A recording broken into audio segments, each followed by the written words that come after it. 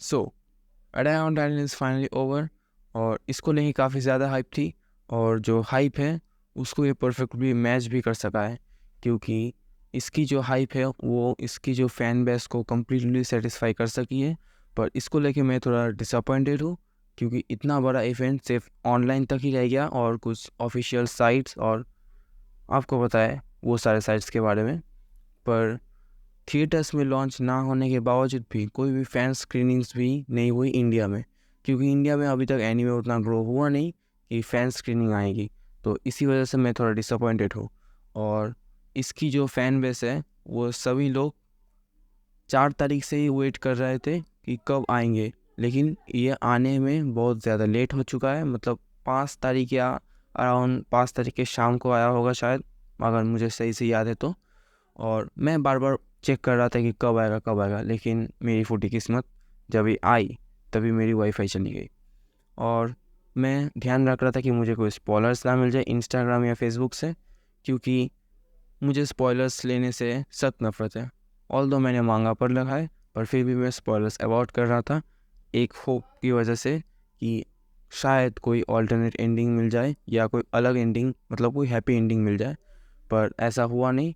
मांगा में जो था वही हुआ और मैं खुश भी हूँ कि मांगा में जो था वही हुआ है। इसी वजह से हम ऐसे मास्टरपीस को विटनेस कर पाए और इतना कनेक्टेड हो पाए अटैक ऑन टाइटन से। तो जिन लोगों को नहीं पता उनको मैं बताना चाहता हूँ कि अटैक ऑन टाइटन के एनीमे ने मांगा के 97-98% चीज़ों को कम्प्लीटली अडाप्ट किया है। 2-3% इसलिए छोड़ दिया क्योंकि मांगा के अंदर आर्मिन कुछ चीज़ें बोलता है, लेकिन वही सेम चीज़ एनीमे के अंदर एरन बोलता है, तो इसी वजह से सीन्स थोड़ा डिफरेंट लगता है।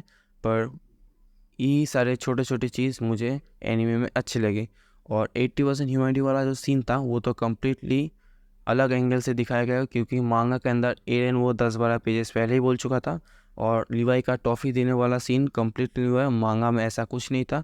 वो शायद लीवाई को अच्छा सा फेयरवेल और एंड देने के लिए एनिमेटर्स ने ऐड किया था एनीमे के अंदर। तो इस वाले एपिसोड में हम देखते हैं कि हमारे हीरोज़ लगातार 1 घंटे तक फाइट करते रहे रंबलिंग को रोकने के लिए, पर सामने थी यमीन फाउंडर टाइटन खुद। तो ये फाइट उतना इजी था नहीं हमारे हीरोज़ के लिए। पर चेंजिंग मोमेंट तब था जब आर्मिन को जीक से बात करने का मौका मिला। तभी से एपिसोड टर्निंग मोमेंट ले लिया, मतलब टर्न ले लिया एक नया। और रही बात एनिमेशन की, तो एनिमेशन मुझे बहुत अच्छे लगे। एट द सेम टाइम कुछ सीन्स ऐसे थे कि जिनको आप पॉज करके स्क्रीनशॉट लेकर वॉलपेपर बना सकते हैं, जैसे कि एरन का ये फायर से बाहर आने वाला सीन और लीवाई का जीक का सर काटने वाला सीन। और सभी टाइटल्स 3D CG में बनाए गए हैं, तो कुछ फ्लॉज मुझे लगा नहीं इस एपिसोड के अंदर। और रही बात जीक की, तो सीज़न 2-3 में जितना हेट था उसके लिए सीज़न, मतलब लास्ट एपिसोड में मुझे कहीं उतना हेट हुआ नहीं। और सच बताना, आप सबको भी बुरा लगा ना जब जीक मरा। मतलब सीज़न 2 और 3 में जो हेट था उसके लिए कि जब उसने एडविन को मारा, तब हम सबको लगा कि उसको मर जाना चाहिए वो। पर लास्ट एपिसोड में वो चीज़ किसी के अंदर था नहीं, मतलब मुझे पर्सनली ऐसा लगता है, क्योंकि मेरे अंदर था नहीं। तो ये चीज़ एओटी की खासियत है कि पहले कुछ और फील करवाएंगे, लास्ट में कुछ और दिखा के आपकी फीलिंग्स चेंज करवा के कुछ और फील करवाएंगे, मतलब हेट्रेट से प्यार दिखाएंगे। तो इस एपिसोड में हम देखते हैं, जो फाइट्स देखते हैं वो just like a roller coaster. कभी हमें दिखता है कि हीरोज़ जीत रहे हैं और रम्बलिंग रुक जाएगा, कभी हमें दिखता है रम्बलिंग नहीं रुकेगा, हीरोज़ हार रहे हैं, हीरोज़ का हालत बुरा है। पर यही चीज़ अच्छा दिखाता है इसके फाइट को, मतलब मुझे पर्सनली ये चीज़ अच्छा लगा। और हमें एक ऑल्टरनेट एंडिंग भी दिखाई गई कि एरेन अगर रमलिंग को चूज़ ना करके मिकासा को चूज़ करता तो क्या होता। वो दूर पहाड़ी में रहता, जंगल में सबसे दूर, सब उनको ढूंढते ये वो, जैसे कि हमने एनिमे के अंदर दिखा। पर अफसोस एरेन ने ऐसा नहीं किया और एरेन ने चूज़ किया रमलिंग को। और सारे मिलकर मिकासा को ये बोलते हैं कि और कोई ऑप्शन नहीं है, तुझे एरेन को मारना पड़ेगा ये वो। तभी जाके वो भी समझ जाती है कि और कोई ऑप्शन नहीं है, उसे एरेन को मारना पड़ेगा। और at last she finally kills एरेन।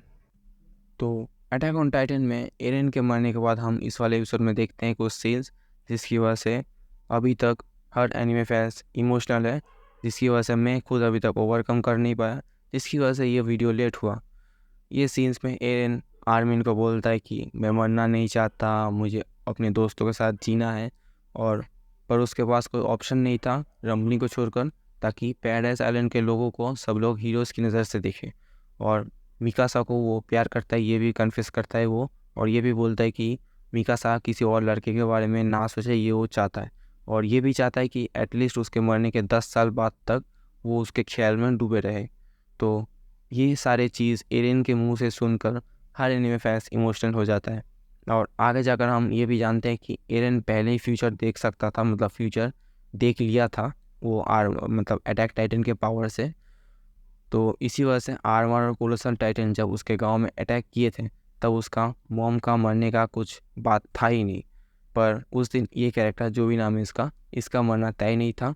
और ताकि फ्यूचर चेंज ना हो, फ्यूचर सेम रहे जो उसने देखा था, इसी वजह से उसने उस टाइटन को भेज दिया अपनी मॉम के पास। मतलब इससे हमें पता चलता है कि उसने क्या क्या सेक्रीफाइस किया, और यहाँ तक भी पता चलता है कि उसने अपने मॉम को सेक्रीफाइस किया, जिसकी वजह से ये स्टोरी शुरू हुआ। तो एरेन इज़ अ गोटेड कैरेक्टर।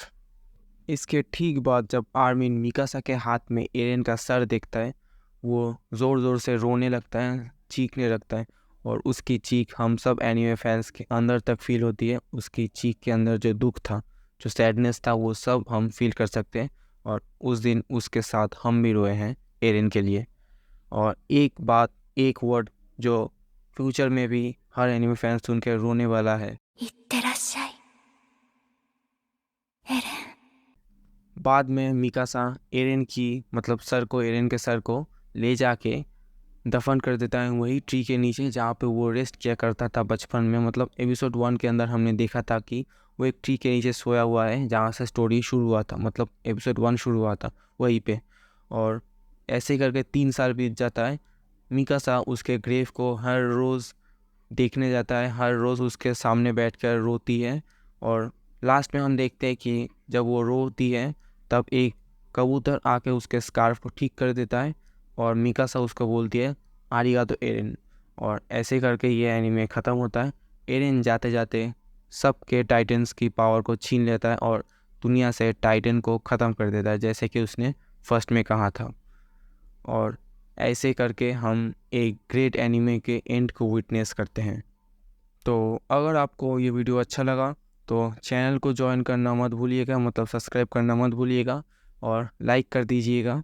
और सब्सक्राइब बटन के पास जो बेल आइकन है उसको ऑल पे कर दीजिएगा। और इसके पोस्ट क्रेडिट सीन के बारे में हम एक और वीडियो बनाएंगे, तो उसके लिए चैनल में जुड़े रहें। वो वीडियो भी शायद कुछ ही दिन में आ जाएगा, मतलब 1-2 दिन के अंदर ही। तो उसके लिए आप लोग इस चैनल के अंदर जुड़े रहें।